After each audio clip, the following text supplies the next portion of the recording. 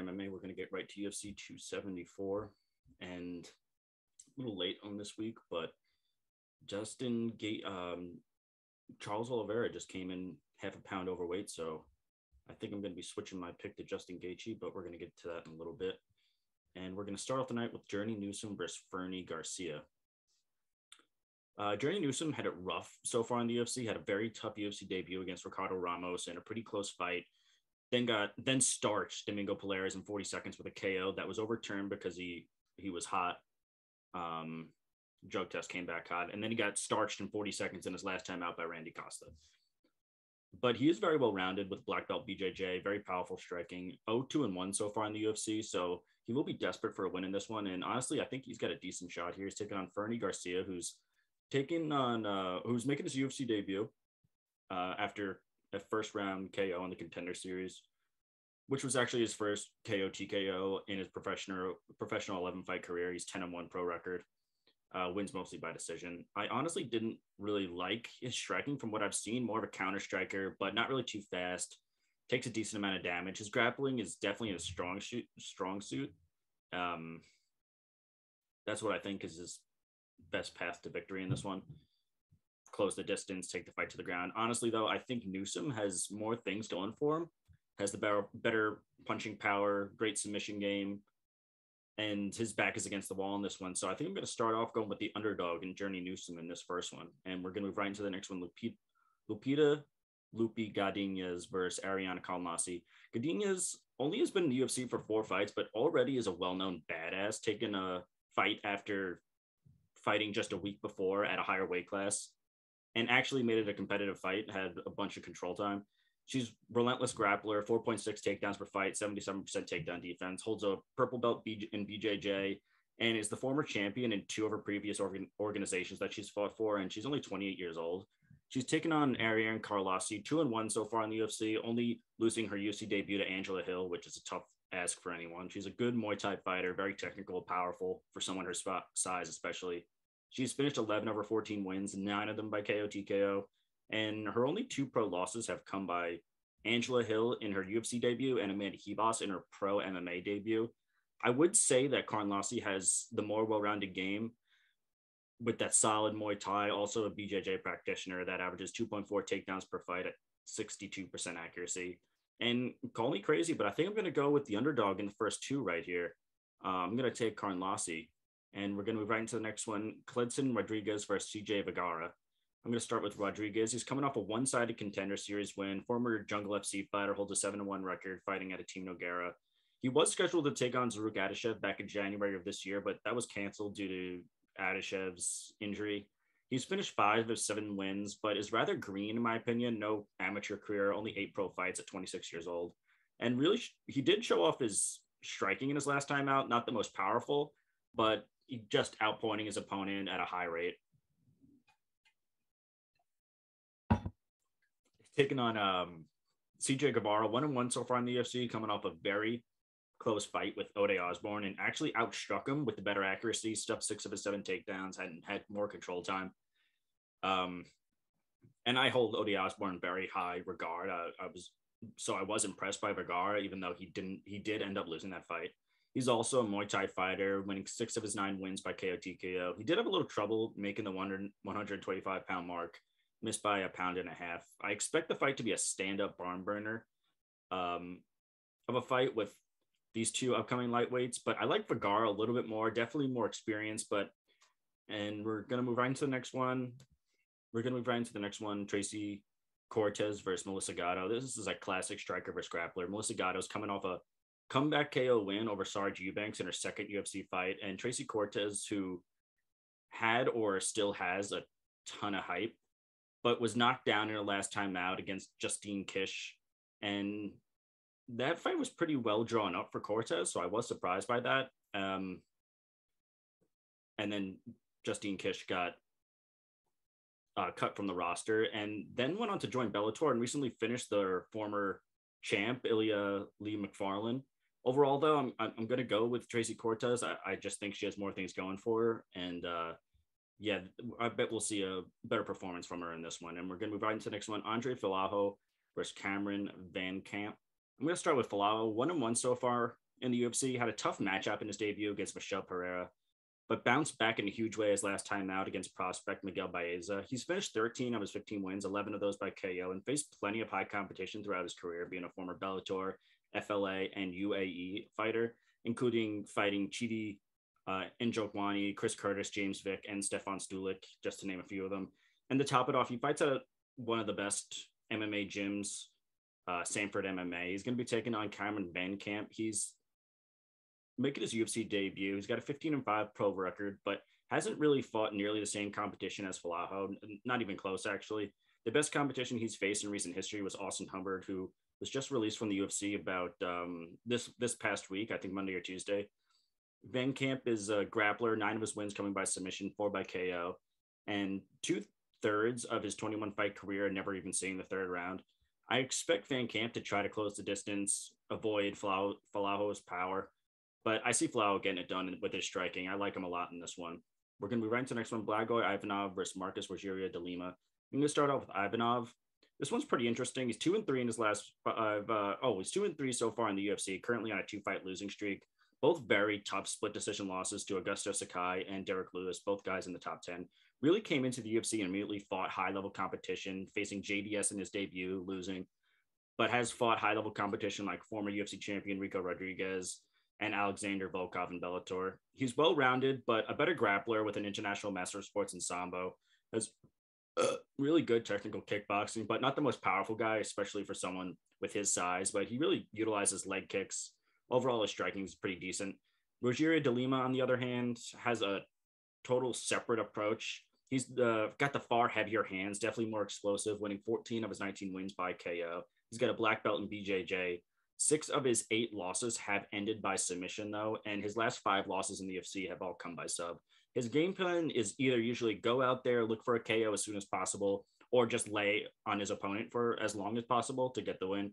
I think stylistically, this is a beneficial matchup for Ivanov. He's a granite chin, very good grappler, which is de Lima's biggest downside. So I'm going to go with Ivanov in this one. And moving right into the next one, Brandon Royval versus Matt Schnell. Royval only made his UFC debut back in 2020 and is already a top 10 ranked flyweight, going 3-2, starting his UFC career with 2 fight of the night submission victories over top 10 talent Tim Elliott and Kai Kara France. Then went on a 2-fight losing streak to Brandon Moreno and Alexander Pantoja, the current 1 and 3 top flyweights. Both guys are coming off fights with Rogerio Bontorin, and Matt Schnell definitely had the better performance of the two, but you can't really follow MMA math. Both guys, very good grapplers. Neither guy gets a lot of takedowns. They're more submission grapplers and prefer to work off their back if the fight hits the mat.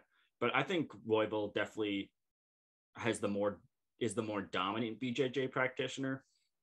Matt Schnell, he's a longer tenured UFC fighter, but to be completely honest, Royval with only 5-fight UFC career has fought far better competition already.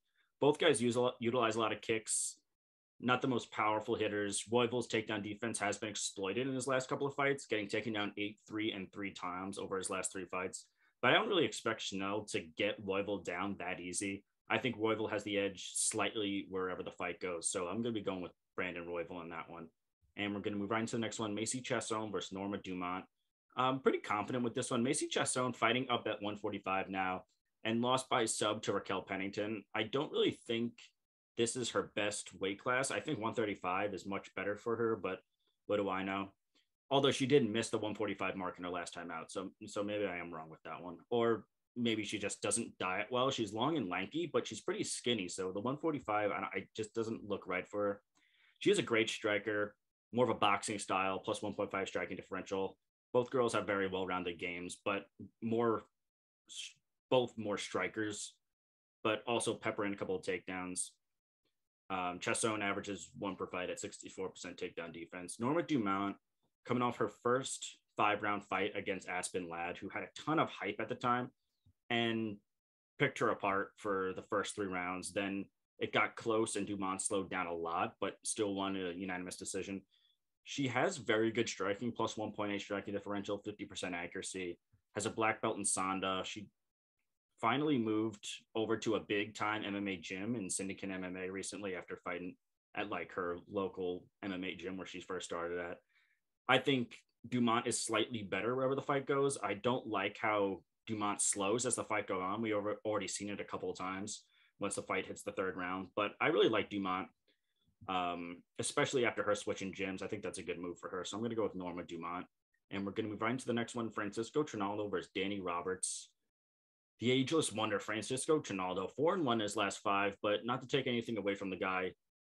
The judges have been good to him with that Bobby Green fight, which I thought he lost, a fight against John Makdessi, which could have been a split decision and could have gone either way. And most recently, a fight with Dwight Grant, which was another split decision. But I did think that he actually won that one. Although he has been knocked down in 2 out of his last 3 fights, but he's never been KO'd or TKO'd in his entire 25-fight MMA career spanning over a decade. He's taken on Danny Roberts, who's 3-2 in his last 5, but over pretty low-level competition, at least for UFC standards, that is, and hasn't really impressed me so far. He has a very close fight. He had a very close fight with Ramazan Ameev, and I had him losing that one, but very close. He's a boxer who went pro at 20 and made his way over to MMA. And he is very technical striking, and that's his best way to victory. Trinaldo's chin has been tested recently, but Trinaldo has the much more well-rounded game, and that's what I see happening in this fight. I think Trinaldo weathers the storm in that first round, then grapples with Roberts, wears him down, takes the decision. So I'm going to go with Francisco Trinaldo in that one, and we're going to move right into the next one. Randy Brown versus Chaos Williams. This is what I'm most excited for on these prelims. Both guys 4-1 in the last 5, very hard hitters, and have each finished 6 fights by KO. Rude Boy Randy Brown has the better ground game of the two and holds a brown belt in BJJ. He has a plus 1.1 striking differential at 48% accuracy and 71% takedown defense. In his last 2 losses, he's been KO'd by Vicente Luque and Nico Price. And that's where Chaos Williams will have his best luck winning this fight. Williams is a grueling hard hitter. He's got great killer instinct, and he's shown that with 3 out of his 5 UFC victories ending in Performance of the Night awards for him and KO victories. He has a 1.6 striking differential at 38% accuracy, and surprisingly, because of his muscle it's surprising because of his muscle and fast-paced fight style. He has great cardio, which you just wouldn't expect from him. I see this fight staying on the feet, and if it does go to the ground, it's going to be Brown shooting first, I think, for a takedown. But I see Chaos Williams getting another win here. So I'm going to go with Chaos Williams, and we're going to move right into the main card. Donald Cerrone versus Joe Lauzon. Cerrone, let's just hope this next one, loser retires and winner retires. Donald Cerrone has looked like a shell of himself recently. It pains me to watch the downfall, very similar to how I feel about Tony Ferguson. He's winless in his last 6, with none of those fights being really competitive. Has been KO'd in 4 of those 6 losses. When his chin does hold up, though, like in that Anthony Pettis and Nico Price fights, he looks decent, but noticeably a step slow. He's taken on Joe Lauzon, who hasn't fought in nearly 3 years, but was coming off an impressive win over Jonathan Pierce, who I think very highly of, and I think he's going to be a terror. And most recently, we've seen a lot of guys coming off long layoffs and it paying off, with the majority of the guys getting their hand raised in those fights. That being said, he has only fought 2 times since 2018, and his striking has not looked good. He's taken a lot of damage, including a TKO where his corner threw in the towel against Chris Grutzmacher, where he absorbed 128 strikes in under 10 minutes, including one round where he was outstruck 14-79. I don't want to say it was luck against that when he TKO'd John Pierce, but I think it was luck mixed with experience, but mostly luck. I'm going to go with Cerrone in this one. I think it's a pretty good retirement matchup for him. Going to move right into the next one, OSP versus Shogun Rua 2. The first time these guys fought was back in 2014. Rua lost in 32-second KO. Then went 5-2-1, although 2 out of his last 3 had ended by split decision. And most recently coming off another sequel to a fight against Paul Craig, where their first fight ended in a draw, then a dominant Paul Craig KO. He was once known for his punching power, hasn't registered a knockdown in his last 3 fights, but also very well-rounded, has a great grappling game, which he hasn't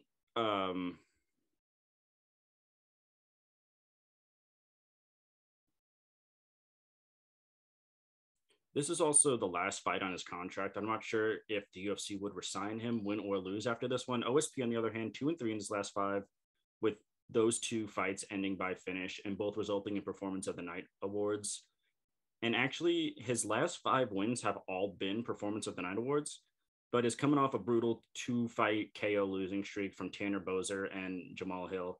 But that Tanner Boser fight was at heavyweight, and he came in at 230 pounds, and that just was not his weight class. OSP has looked more spry recently than Shogun and has been a lot more active, but he's sitting around a minus 250 right now. And I know he won the first fight, but Shogun's career is on the line here. And knowing that this could be his last fight in the UFC after a 13-year run could give him a lot of motivation. I wouldn't bet this one. This would probably be my stay away from of the night, but I think I'm going to take the underdog, Shogun Rua. And we're going to move right into the next one, Michael Chandler versus Tony Ferguson. I think this next one's just going to be sad. I think Tony Ferguson has one of the strongest fan bases in the sport. That being said, I think you have to be kind of blinded because I love Tony as much as the next guy, but I think he's definitely going to lose this one. Not really a good matchup. He hasn't won a single round in his last three fights. Granted, it's from top 5 competition, but he just hasn't looked like himself. He's been getting dominated with control time. When he gets taken down, he just can't get back up, like he lost explosiveness or strength. Michael Chandler, on the other hand, 1-2 so far in the UFC, came in red hot with the first round KO of Dan Hooker. Now he's on a 2-fight losing skid, but those two being from the champ and number 1 contender, Gaethje and Charles Oliveira. He has one of the most entertaining fight styles in the lightweight division, just goes out there looking for wars, just like Tony does. And he has crazy punching power and a former Division I wrestler and can grapple with the best of them. And I think the grappling is the difference maker in this fight. So I think Chandler ends up taking it, sadly. And we're going to move right into the next one. Rose Namajunas versus Carla Esparza 2 for the strawweight title. Now another rematch. Both girls made their UFC debuts with each other back in 2014 for the strawweight belt for the first time in the UFC after both making their way through the Ultimate Fighter house. And Carla got the sub in the third round. Carla then lost her first title defense to Jacek and never competed for a belt again until now. And that might have something to do with her fight style. It's kind of boring, doesn't have good striking, just wins fights with control time, either against the fence or on the ground. But her fighting style is lackluster. She is on a 5-fight winning streak over high-level competition, although 2 out of her last 3 were split decision wins and very close fights that could have gone either way, especially that Michelle Waterson fight. And I think I even had Michelle Waterson slightly winning that one, to be honest. Rose, on the other hand, has since losing to Carla in her debut, has fought for the belt 5 times and successfully defended it 4 times, including 2 rematches with Jacek and Weili Zhang, both girls who were the number 1 contender at the time. But like Esparza, she's also coming off 2 split decisions in her last 5. So betting this one might give you a heart attack.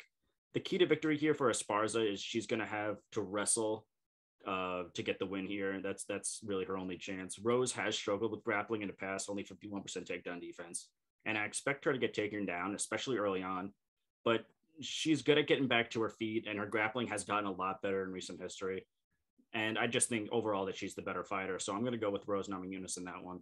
And we're going to move right into the main event, which I'm just finding out now that Charles Oliveira has been stripped and will not be fighting for the belt because he missed by a half a pound. And Justin Gaethje still has the opportunity to win the belt, and which is just totally kills this whole fight for me, honestly. Oliveira, this was supposed to be him defending the title for the 3rd straight time. Hasn't lost a fight since 2017, not too long ago. But he's since gone on, but during that time, he's gone on a 10-fight winning streak with 8 of those ending in Performance of the Night awards, 9 of them by finish. And the only guy he couldn't finish was Tony Ferguson, who's tough as nails. He came into the UFC as a BJJ practitioner and was kind of one-sided. Now he has more of a complete game, and he's much better on the feet, strong jab, awkward style, but it's hard to figure out, which is good. And he's got some serious punching power now. Although he can get rocked and we see him get knocked down, he does very good recovering. And I think that has to do with people not wanting to get on top of him after he's knocked down because his submission game is so good. Gaethje, also a great grappler, but we've never seen his skills. He is a former NCAA Division I wrestler. but he just prefers to take care of his business with his hands. But honestly, I wouldn't have it any other way. He's always fun to watch. Marches forward, takes shots, extreme pace, great cardio, serious punching power. One of the most fan-friendly fight styles in the UFC. All those fights in the UFC have ended by finish, win or lose. Gaethje has just 9 total fights in the UFC, and Oliveira's win streak is longer than his entire career. But 8 of those being either performance of the night or fight of the night awards. So get ready to see one of the best fights of the year. But I was gonna take Charles Oliveira. I just think he has more complete game, more stuff going for him. But after him missing that fight by half a pound, I'm more and more picking Justin Gaethje. And that just totally screwed up my picks for this one. So I think honestly, I'm going to be taking the underdog. I want to take Justin Gaethje. I think that that weight cut really is going to hinder his performance. He didn't look good on the scales, and it's got to be not good for the morale to get stripped right before this huge fight. So I'm going to ride with Justin Gaethje in that one underdog. I think he's at like a plus 130 right now. He was at like a plus 180. The odds already switched tremendously. So if you want to put some on him, I would do it as soon as possible. And yeah, that's it for UFC 274. Thanks, guys.